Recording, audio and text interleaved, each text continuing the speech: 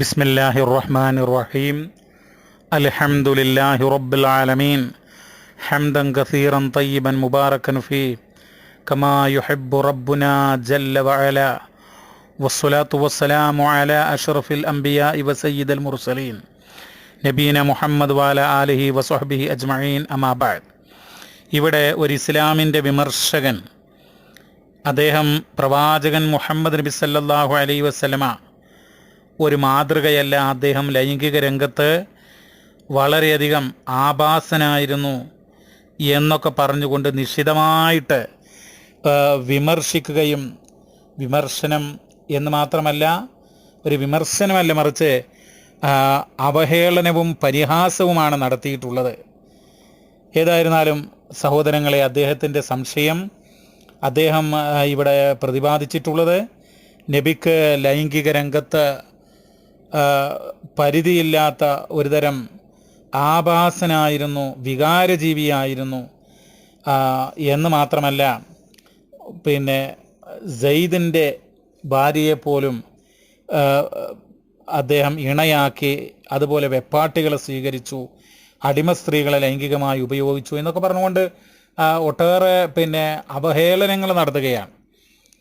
സത്യത്തിൽ ഇവർ വിശുദ്ധ ഖുർആനിൽ നിന്നോ സഹീഹായ തിരുസുന്നത്തിൽ നിന്നോ യഥാർത്ഥ ചരിത്രത്തിൽ നിന്നോ ഒന്നും ഇസ്ലാമിനെ ശരിക്കും മനസ്സിലാക്കാതെ കേട്ടുകേൾവിയും ആരെങ്കിലുമൊക്കെ എഴുതി വിട്ടിട്ടുള്ള അബദ്ധങ്ങളും ഒക്കെ പ്രതിപാദിച്ചുകൊണ്ട്, അത് വിശ്വസിച്ചുകൊണ്ട്, അതിന് കുറച്ചുകൂടെ പൊടിപ്പും തൊങ്ങലും കൂട്ടി അങ്ങനെ നബിയെ വിമർശിക്കുന്നു, ഇസ്ലാമിനെ വിമർശിക്കുന്നു. അപ്പം ആദ്യമായിട്ട് നമുക്ക് പറയാനുള്ളത്, ഇസ്ലാം എന്ന് പറയുന്നത് യുഗാന്തരങ്ങൾ അതിജീവിച്ച അള്ളാഹുവിൻ്റെ മതമാണത്. അതിനെ തകർക്കാൻ കഴിയില്ല ആര് എത്ര വിചാരിച്ചാലും. കാരണം അത് എല്ലാ ജ്ഞാനങ്ങളുമുള്ള സർവശക്തനായ അള്ളാഹുവിൻ്റെ മതമാണ്. എൻ്റെയോ നിങ്ങളുടെയോ അല്ല, പടച്ച റബ്ബിൻ്റെ മതമാണ് ദീനുൽ ഇസ്ലാം എന്ന് പറയുന്നത്. അതുകൊണ്ട് അതിനെ തകർക്കാൻ നമുക്ക് കഴിയില്ല, അത് ലോകാവസാനം വരെ ഉണ്ടാകും എന്നാണ് തുടക്കത്തിൽ സൂചിപ്പിക്കാനുള്ളത്. രണ്ടാമതായിട്ട് പറയാനുള്ളത്, മുഹമ്മദ് എന്ന് പറയുന്ന പ്രവാചകൻ, അഥവാ അബ്ദുള്ളയുടെ ആമിനയുടെ പുത്രനായിട്ടുള്ള മുഹമ്മദ്, അള്ളാഹുവിൻ്റെ റസൂലായിട്ടുള്ള അദ്ദേഹം ലൈംഗിക ആഭാസനാണോ അല്ലേ എന്ന് ആ ചോദ്യത്തിനുള്ള ഉത്തരം നമുക്ക് വളരെ കൃത്യമായി മനസ്സിലാക്കാൻ കഴിയും. അതെങ്ങനെയാണ് കഴിയുക? ആദ്യം എന്ത് വേണമെന്നറിയോ? മുൻവിധിയില്ലാത്ത നിഷ്പക്ഷമായിട്ടുള്ള ശുദ്ധമായിട്ടുള്ള ഒരു മനസ്സ് വേണം. എന്നാൽ പെട്ടെന്ന് കാര്യങ്ങൾ മനസ്സിലാക്കാം. നിങ്ങൾ നോക്കൂ, ഏതൊരാളും അദ്ദേഹം ലൈംഗിക ആഭാസനാണ് എന്ന് വിചാരിക്കുക, വികാരജീവിയാണെന്ന് വിചാരിക്കുക. അദ്ദേഹം തൻ്റെ 20-ാമത്തെ വയസ്സിൽ 20, 25, 30, 35, 40 വയസ്സ്, ഇതിനകത്താണല്ലോ ഒരു മനുഷ്യൻ്റെ യുവത്വം പ്രക്ഷുബ്ധമായി നിൽക്കുക, അല്ലെങ്കിൽ ആ രൂപത്തിൽ കൂടുതൽ വികാരമൊക്കെ ഉണ്ടാകാനുള്ള ഒരു സാധ്യത. ആ കാലഘട്ടത്തിൽ ഇനി 40 പോട്ടെ 50 കൂട്ടുക, അതുവരെ നബി സല്ലല്ലാഹു അലൈഹി വസല്ലമ ആ നബിക്ക് വെപ്പാട്ടികളോ, അല്ലെങ്കിൽ വെപ്പാട്ടികളൊന്നും ഒരു കാലത്തും ഉണ്ടായിട്ടില്ല, വേറെ കാര്യം, അത് ഞാൻ വിശദീകരിക്കാം. ആ കാലഘട്ടത്തിലൊന്നും റസൂലുള്ള ഒരു ഭാര്യ ഖദീജ റളിയല്ലാഹു അൻഹ എന്നുള്ളതല്ലാതെ മറ്റൊരു ഭാര്യയിലേക്ക്, മറ്റൊരു സ്ത്രീയുമായിട്ട് ഒരു തരത്തിലുള്ള ഇങ്ങനെയുള്ള ആക്ഷേപാർഹമായിട്ടുള്ള ഒരു ബന്ധവും നടത്തിയിട്ടില്ല. സാധാരണഗതിയിൽ ഇന്നത്തെ കാലഘട്ടത്തിൽ ഒരാൾ നമുക്കറിയാം 20, 25, 30, 35, 40, 45, 50 വയസ്സ്, ആ കാലഘട്ടത്തിനിടക്കാണ് ധാരാളമായിട്ട് പലപ്പോഴും ആളുകൾ ഇങ്ങനെയൊക്കെയുള്ള കേസുകളിലൊക്കെ പിടിക്കപ്പെടുന്നത്. ഇല്ല എന്നല്ല എങ്കിൽ പോലും ഭൂരിഭാഗമാണ് പറയുന്നത്. അപ്പോൾ എന്നാൽ അള്ളാഹുവിൻ്റെ റസൂൽ ആ കാലഘട്ടത്തിനിടക്ക്, പ്രിയമുള്ളവരെ, ഒരിക്കൽ പോലും ഇസ്ലാം അനുവദിച്ചിട്ട് ഉള്ള ആ ഒറ്റ ഭാര്യയെ മാത്രമേ കല്യാണം കഴിച്ചിട്ടുള്ളൂ. അതല്ലാതെ അതിലപ്പുറം റസൂലുള്ള ഒരിക്കലും തന്നെ ചെയ്തിട്ടില്ല എന്ന് നമ്മൾ അറിയുക. അപ്പോൾ ലൈംഗിക ആഭാസനല്ല എന്ന് അത് തന്നെ മനസ്സിലാക്കാൻ മതി. രണ്ടാമത്തെ ഒരു കാര്യം, മക്കത്തെ ഖുറൈശികളൊക്കെ കൂട്ടി അള്ളാഹിൻ്റെ റസൂലിനോട് പറഞ്ഞു, മുഹമ്മദേ, നീ നിന്റെ ഈ പ്രബോധനമൊക്കെ നിർത്തി, നിന്നെ മക്കത്തെ രാജാവാക്കാം. ഈ മക്കയിലെ ഖുറൈശികളിലെ അതിസുന്ദരികളായ ആ സുന്ദരികളിൽപ്പെട്ട ഏറ്റവും സുന്ദരിയായിട്ടുള്ള സ്ത്രീയെ, യുവതിയെ നിനക്ക് കല്യാണം കഴിച്ചു തരാം. റസൂലുള്ള സമ്മതിച്ചോ? ഇല്ലല്ലോ. റസൂലുള്ള പറഞ്ഞു, എൻ്റെ വലത് കൈയിൽ സൂര്യനും ഇടത് കൈയിൽ ചന്ദ്രനും വെച്ചാൽ പോലും ഈ ഇസ്ലാമിക പ്രബോധന പ്രവർത്തനം ഞാൻ ഉപേക്ഷിക്കുകയില്ല. അപ്പോൾ അവിടെ നബി സല്ലല്ലാഹു അലൈഹി വസല്ലം തങ്ങൾക്ക് എന്ത് ചെയ്യാമായിരുന്നു? സ്ത്രീമോഹിയാണ് എങ്കിൽ, വികാരജീവിയായിരുന്നുവെങ്കിൽ, നമുക്കറിയാം മക്കയിലുണ്ടായിരുന്ന അല്ല അതീവ സുന്ദരികളായിട്ടുള്ള പെൺകുട്ടികളെ, യുവതികളെ അദ്ദേഹത്തിന് കിട്ടുമായിരുന്നു. പക്ഷേ അദ്ദേഹം അതിന് തയ്യാറായില്ല എന്നുള്ളതാണ്. സഹോദരങ്ങളെ, അപ്പോൾ റസൂലുള്ള ഒരിക്കലും ഒരു വികാരജീവിയോ അല്ലെങ്കിൽ ലൈംഗിക ആഭാസനോ ഒന്നുമായിരുന്നില്ല എന്ന് മാത്രമല്ല, ലോകത്തെ ജനതയ്ക്ക് മാതൃകയാക്കാൻ അദ്ദേഹത്തിൻ്റെ കുടുംബജീവിതത്തിൽ നിന്ന് ഒട്ടേറെ പഠിക്കാനുണ്ട്. നിങ്ങൾ നോക്കൂ, അദ്ദേഹം ആരെയാണ് കല്യാണം കഴിച്ചത്? അത് ഈ വിമർശകന്മാർ ശ്രദ്ധിക്കണം. തന്നേക്കാൾ വയസ്സ് മൂത്ത, മുൻപ് 2 ഭർത്താക്കന്മാരുടെ ഇണയായിരുന്ന ആദ്യം ഒരാൾ കല്യാണം കഴിച്ചു, അതിൽ 2 3 കുട്ടികളുണ്ട്. പിന്നെ മറ്റൊരാൾ കല്യാണം കഴിച്ചു, അതിലും കുട്ടികളുണ്ട്. അങ്ങനെ വിധവയായിട്ടുള്ള ഒരു സ്ത്രീയാണ് റസൂൽ ആദ്യം കല്യാണം കഴിക്കുന്നത്. ആ വിധവയുടെ പേരാണ് ഖദീജ റളിയല്ലാഹു അൻഹ. എന്നിട്ട് നബിയുടെ 50-ാം വയസ്സിൽ അവർ മരണപ്പെട്ടു. ആ മരണപ്പെട്ടിട്ട് റസൂലുള്ള ദുഃഖവർഷം, ആ ഭാര്യയോടുള്ള സ്നേഹവും ഭാര്യയോടുള്ള അടുപ്പവും ഒക്കെ ദുഃഖവർഷം എന്ന് അതിന് പേരിട്ട്. അപ്പോൾ തൻ്റെ ജീവിതത്തിലെ 25 കൊല്ലക്കാലം, 25-ാമത്തെ വയസ്സിൽ കല്യാണം കഴിച്ച് 50-ാമത്തെ വയസ്സിൽ ഭാര്യ മരിക്കുന്നത് വരെ 25 കൊല്ല കാലഘട്ടം റസൂലുള്ള വേറെ ആരെയും കല്യാണം കഴിച്ചില്ല. എന്നിട്ട് ഖദീജ മരണപ്പെട്ടപ്പോഴോ, അപ്പോഴും റസൂലുള്ള ഏക ഭാര്യനായിരുന്നു. ഖദീജ മരണപ്പെട്ടു, വീട്ടിൽ ചെറിയ മക്കളാണ്. അപ്പോൾ അവരെ പരിചരിക്കാനും ശുശ്രൂഷിക്കാനും ഒക്കെ പിന്നെ വേണ്ട ഒരാൾ. അപ്പം അതിന് സൗദ ബിന്ത് സംഅ എന്ന് പറയുന്ന വനിതയെ കല്യാണം കഴിച്ചു.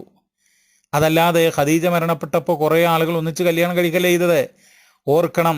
അപ്പോൾ അങ്ങനെ നോക്കുകയാണെങ്കിൽ നബിയുടെ 56-ാമത്തെ വയസ്സ് വരെ, നബിയുടെ 56-ാമത്തെ വയസ്സ് വരെ നബി ഏകഭാര്യനായിരുന്നു. അപ്പോൾ അങ്ങനെയുള്ള ഒരാളെ എങ്ങനെയാണ് ഒരു ലൈംഗിക ആഭാസൻ എന്ന് പറയുക? അങ്ങനെ പറയണമെങ്കിൽ ആ ആരോപണം നടത്തുന്ന ആളുടെ മനസ്സിന് അന്ധത ബാധിച്ചിട്ടുണ്ട്. അദ്ദേഹത്തിൻ്റെ കണ്ണിനല്ല, മനസ്സിന്. അതെന്താ? ഇസ്ലാമിനോടുള്ള അന്ധമായ വിരോധം കൊണ്ടാണ്. കാരണം തൻ്റെ 56 വയസ്സ് വരെ ഏകഭാര്യനായിരുന്ന ഒരാളെ ലൈംഗിക ആഭാസകൻ എന്ന് പറയണമെങ്കിൽ നിങ്ങൾ ആലോചിച്ച് നോക്കൂ. എന്ന് മാത്രമല്ല, അദ്ദേഹം ജീവിക്കുന്ന മക്കയിലാണ്. മക്കയിൽ എന്ന് പറഞ്ഞാൽ അനിയന്ത്രിതമായിട്ടുള്ള ബഹുഭാര്യത്വം കുടികൊണ്ടിരുന്ന ഒരു സമൂഹമാണ്. എന്നിട്ട് പോലും റസൂൽ തൻ്റെ 56-ാമത്തെ വയസ്സ് വരെ ഒരാളെ മാത്രമേ കല്യാണം കഴിച്ചുള്ളൂ. പിന്നെ ഇസ്ലാം മൊത്തത്തിൽ ആ കാലഘട്ടത്തിലുള്ള ബഹുഭാര്യത്വം നിയന്ത്രിച്ചു കൊണ്ടുവരിക ചെയ്തത്. കണക്കല്ലാതെ സ്ത്രീകളെ കല്യാണം കഴിക്കുക എന്നുള്ള ഒരു സ്വഭാവമായിരുന്നു. അതൊക്കെ നിയന്ത്രിച്ചു കൊണ്ടുവരികയാണ് അള്ളാഹുവിൻ്റെ റസൂൽ ചെയ്തത്. ഇനി നിങ്ങൾ നോക്കൂ, 56-ാമത്തെ വയസ്സിലാണ് നബി സൗദ ബിൻത് സംഅ ഉണ്ടായിരിക്കുമ്പോൾ ആയിഷ റളിയല്ലാഹു അൻഹയെ കല്യാണം കഴിക്കുന്നത്. 56-ാമത്തെ വയസ്സിൽ, അന്ന് മദീനയിലാണ് അവരുമായിട്ട് ദാമ്പത്യ ജീവിതം ആരംഭിക്കുന്ന ഘട്ടത്തിൽ. നബി 63-ലാണ് മരണപ്പെടുന്നത്. 8 വർഷം, ഏകദേശം 8 വർഷക്കാലമാണ് നബി ബഹുഭാര്യത്വത്തോടുകൂടെ ജീവിച്ചിട്ടുള്ളത്. പക്ഷേ ഒരു കാര്യം മനസ്സിലാക്കണം, നബിയുടെ ഭാര്യമാരിൽ നബി ജീവിച്ചിരിക്കുമ്പോൾ തന്നെ 2 ഭാര്യമാരും മരണപ്പെട്ടു. ഇതൊക്കെ മനസ്സിലാക്കണുണ്ടോ? ഇവർ എന്താ പറയുക, ഒരു വശം മാത്രം കേൾക്കും, അതിൻ്റെ മറുവശം കേൾക്കൂല. നബി ജീവിച്ചിരിക്കെ സഹോദരങ്ങളെ നബിൻ്റെ ഭാര്യമാര് മരണപ്പെട്ടിട്ടുണ്ട്. ആരാ മരണപ്പെട്ടത്? ഖദീജ റളിയല്ലാഹു അൻഹ മരണപ്പെട്ടു എന്ന് മാത്രമല്ല, ഉമ്മുൽ മസാക്കീൻ എന്ന് വിളിക്കപ്പെടുന്ന ഒരു മഹദി ഉണ്ടായിരുന്നു. ആ മഹദിയും പിന്നെ മരണപ്പെട്ട പ്രവാചകന്റെ ജീവിത കാലഘട്ടത്തിൽ തന്നെ മരണപ്പെട്ടിട്ടുണ്ട്. ഇതാണ് നമുക്ക് സൂചിപ്പിക്കുവാനുള്ളത്. എന്ന് മാത്രമല്ല, നിങ്ങൾ നോക്കൂ, ഇപ്പോൾ ഇവരൊക്കെ ആക്ഷേപിക്കുന്നത് എന്താ? റസൂലുള്ളാൻ്റെ അടുത്ത് വന്നിട്ട് ഈ സ്ത്രീകൾ ഞാൻ എൻ്റെ ദേഹത്തെ നിങ്ങൾക്ക് തന്നിരിക്കുന്നു എന്ന് പറഞ്ഞപ്പോൾ അവരെ കല്യാണം കഴിച്ചു എന്നൊക്കെ പറഞ്ഞുകൊണ്ട് ഇവർ വിമർശനം ഉന്നയിക്കാറുണ്ട്. പക്ഷേ സത്യം അതാണല്ലോ, സത്യം ശരിക്കും മനസ്സിലാക്കുമ്പോഴാണല്ലോ ഇവരുടെ കള്ളി അതല്ലെങ്കിൽ ഇവരുടെ പൊള്ളത്തരങ്ങൾ മനസ്സിലാക്കുക. അപ്പം ഞാൻ നേരത്തെ സൂചിപ്പിച്ചു, ഉമ്മുൽ മസാക്കീൻ എന്നറിയപ്പെടുന്ന സൈനബ് ബിന്ത് ഖുസൈമ അൽ അൻസ്വാരിയ അവരാണ് റസൂലുള്ളാന്റെ ജീവിത കാലഘട്ടത്തിൽ മരിച്ച രണ്ടാമത്തെ ഭാര്യ. വഖദ് മാതത് ഇൻദ നബി സല്ലല്ലാഹു അലൈഹി വസല്ലം ഫി ഹയാത്തിഹി, റസൂലുള്ള ജീവിച്ചിരിക്കുമ്പോൾ തന്നെ അവർ മരണപ്പെട്ടു. ഇനി ഞാൻ പെട്ടെന്ന് ചുരുക്കാണ്. ഇപ്പം മറ്റൊരു ആരോപണം എന്താ? പിന്നെ ദേഹം ദാനം നൽകിയിട്ടുള്ള വനിതകൾ, അവിടുത്തെ സ്ത്രീകൾക്ക് ആഗ്രഹമായിരുന്നത് ലോകത്തിൻ്റെ നേതാവാണ്, അവസാനത്തെ പ്രവാചകനാണ്, സത്യപ്രവാചകനാണ്, സ്വർഗത്തിലേക്ക് ആദ്യം കാലെടുത്ത് വെക്കുന്ന അള്ളാഹുവിൻ്റെ ദൈവദൂതനാണ്. ആ റസൂലുള്ളാൻ്റെ പത്നി എന്ന് പറഞ്ഞാൽ ഉമ്മഹാത്തുൽ മുഅ്മിനീനാണ് എന്ന് പറഞ്ഞാൽ സത്യവിശ്വാസികളുടെ ഉമ്മയാണ്, വലിയ പദവിയാണ്.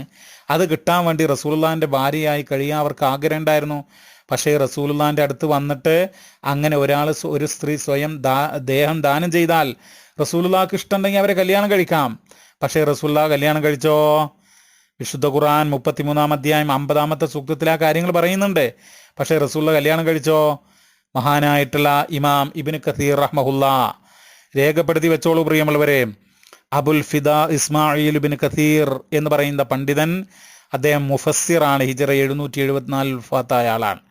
അദ്ദേഹത്തിൻ്റെ തഫ്സീറുൽ ഖുർആൻ അലീമിൽ രേഖപ്പെടുത്തുകയാണ്, അൻ യൂനുസ് ഇബ്നു ബുഖൈർ ഇന്നഹു ലം യഖ്ബൽ വാഹിദതൻ മിമ്മൻ വഹബത് നഫ്സഹാ ലഹു. അതായത് സ്വദേഹങ്ങൾ അദ്ദേഹത്തിന് ദാനം ചെയ്തിട്ടുള്ള ഒരാളെ പോലും അദ്ദേഹം സ്വീകരിച്ചിട്ടില്ല, ഒരു വനിതയെ പോലും സ്വീകരിച്ചിട്ടില്ല. വ ഇൻ കാന ദാലിക മുബാഹൻ ലഹു വ മഖ്സൂസൻ ബിഹി, അദ്ദേഹത്തിന് അത് ഹലാലാണ് എങ്കിലും അനുവദനീയമാണ് എങ്കിലും അദ്ദേഹത്തിന് മാത്രം പ്രത്യേകമായിട്ടുള്ള നിയമമാണത്. വേറൊരു സത്യവിശ്വാസിക്കും എൻ്റെ ദേഹം ഞാൻ നിനക്ക് ദാനം ചെയ്തിരിക്കുന്നു പറഞ്ഞ് സ്വീകരിക്കാൻ പറ്റില്ല. അത് നബിക്ക് മാത്രമുള്ളതാണ്. അപ്പം നബിക്ക് മാത്രമുള്ള ഒരു നിയമമായിട്ടും നബിക്കത് അനുവദിക്കപ്പെട്ടിട്ടും റസൂലുള്ള ഒരാളെയും കല്യാണം കഴിച്ചില്ല എന്ന് തഫ്സീർ ഇബ്നു കസീറിൽ വളരെ വ്യക്തമായി രേഖപ്പെടുത്തുകയാണ് സഹോദരങ്ങളെ. അപ്പം നമ്മൾ മനസ്സിലാക്കുക. പിന്നെ വളർത്തുപുത്രൻ്റെ ഭാര്യയെ ഇണയാക്കി എന്ന് പറയുന്നു. വളർത്തുപുത്രന് മൊഴി ചൊല്ലിയ ശേഷമാണ് അദ്ദേഹത്തിൻ്റെ ഭാര്യയെ കല്യാണം കഴിച്ചത്. അതെന്ന് പറഞ്ഞാൽ അതിലൊക്കെ ഒരുപാട് തത്വങ്ങളുണ്ട്. ആ കാലഘട്ടത്തിൽ ഒരു ഇരുണ്ട യുഗമായിരുന്നല്ലോ ഇസ്ലാമിന് മുമ്പ്. അവരുടെ ഒരു ധാരണ വളർത്തുപുത്രൻ്റെ മകളെ കല്യാണം കഴിക്കാൻ, മൊഴി ചൊല്ലിയാലും കല്യാണം കഴിക്കാൻ പറ്റൂല എന്നായിരുന്നു. അപ്പോൾ ആ ധാരണയും ആ അന്ധവിശ്വാസത്തെയും തിരുത്താൻ വേണ്ടിയാണ് നബി കല്യാണം കഴിച്ചിട്ടുള്ളത്. അത് അള്ളാഹുവിൻ്റെ നിർദ്ദേശാനുസരണമാണ്. നിങ്ങൾ 33-ാം അധ്യായം സൂറത്ത് അഹ്സാബ് വായിച്ചാൽ ആ കാര്യങ്ങൾ മനസ്സിലാക്കാൻ വേണ്ടി പറ്റും. പിന്നെ പ്രവാചകൻ സല്ലല്ലാഹു അലൈഹി വസല്ലം തങ്ങൾക്ക് പിന്നെ വെപ്പാട്ടികളും അടിമ സ്ത്രീകളൊക്കെ ഇഷ്ടം പോലെ യഥേഷ്ടം ഉണ്ടായിരുന്നു എന്നൊക്കെ പറയുന്നത് ശുദ്ധമായ അസംബന്ധമാണ്. അതൊക്കെ ഈ ജൂതന്മാരും ഇസ്ലാമിൻ്റെ വിമർശകന്മാരും ഒക്കെ ആയിട്ടുള്ള ആളുകൾ അറബിയിലും അല്ലാത്ത ഭാഷയിലൊക്കെ നബിയുടെ വ്യക്തിത്വത്തെ ഇടിച്ചു താഴ്ത്താൻ പലതും കടത്തിക്കൂട്ടിയിട്ടുണ്ട്. അതൊന്നും തന്നെ ശരിയല്ല എന്ന് മാത്രമല്ല, റസൂലുള്ളാഹി തങ്ങൾക്ക് 12 ഭാര്യമാരാണ് ആകെ ഉണ്ടായിരുന്നത്. നബി മരിക്കുമ്പോൾ 9 ഭാര്യമാരായിരുന്നു ഉണ്ടായിരുന്നത്. 12 എന്ന് പറയുന്നത് മാരിയത്തുൽ കിബ്തിയ അടക്കം.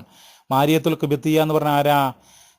അലക്സാണ്ട്രിയയിലെ ഭരണാധികാരിയായിട്ടുള്ള മുഖൗക്കിസ് പ്രവാചകനെ പിന്നെ പാരിതോഷികമായിട്ട് അവിടെ നിന്ന് അയച്ചു കൊടുത്തതാണ്, മനസ്സിലാക്കണം. എന്നിട്ട് പ്രവാചകൻ്റെ ഒരു ഭാര്യമാർക്കും പ്രവാചകനെക്കുറിച്ച് ഒരാക്ഷേപമില്ല. ആ നാട്ടിലെ ജനങ്ങൾക്ക് ആക്ഷേപമില്ല. അന്ന് ഇസ്ലാമിനോട് യുദ്ധം ചെയ്യാൻ വേണ്ടി വന്ന ബദറും ഉഹുദൊക്കെ വന്ന് അവിടെ വന്നിട്ട് റസൂലുള്ളാഹിൻ്റെ തലയെടുക്കാൻ വന്ന ആളുകൾക്ക് റസൂലുള്ളാഹിൻ്റെ വിവാഹ ജീവിതത്തെക്കുറിച്ച് ഒരു ആക്ഷേപം ഉണ്ടായിരുന്നില്ല. ഇന്നത്തെ യുക്തിവാദികൾക്കും അതുപോലെ നിരീശ്വരവാദികൾക്കും ഇസ്ലാമിനെ വിമർശിക്കുന്നവർക്കുമാണ്. അപ്പം അതുകൊണ്ട് കാര്യങ്ങൾ മനസ്സിലാക്കുക. അതൊക്കെ അബദ്ധമാണ്. ഇസ്ലാം സുന്ദരമായ മതമാണ്. അള്ളാഹിൻ്റെ റസൂൽ വളരെയധികം പരിശുദ്ധിയുള്ള ആളായിരുന്നു, വളരെ അച്ചടക്കം പാലിക്കുന്ന ആളായിരുന്നു. എന്ന് മനസ്സിലാക്കുക. മഹാമാതൃകയാണ്. റസൂലുള്ളാഹ് തൻ്റെ ഭാര്യമാർക്കിടയിൽ നീതി കാണിച്ചു. ആ ഭാര്യമാർ റസൂലുള്ളാഹിൻ്റെ ജീവിതത്തെക്കുറിച്ച് വളരെ സംതൃപ്തിയോടുകൂടെ, വളരെ സ്നേഹവായ്പോടുകൂടെയാണ് പറഞ്ഞിട്ടുള്ളത് എന്ന് മനസ്സിലാക്കുക. അല്ലാഹു അലം. വസല്ലല്ലാഹു അലാ നബീന മുഹമ്മദ്. അൽഹംദുലില്ലാഹി റബ്ബിൽ ആലമീൻ.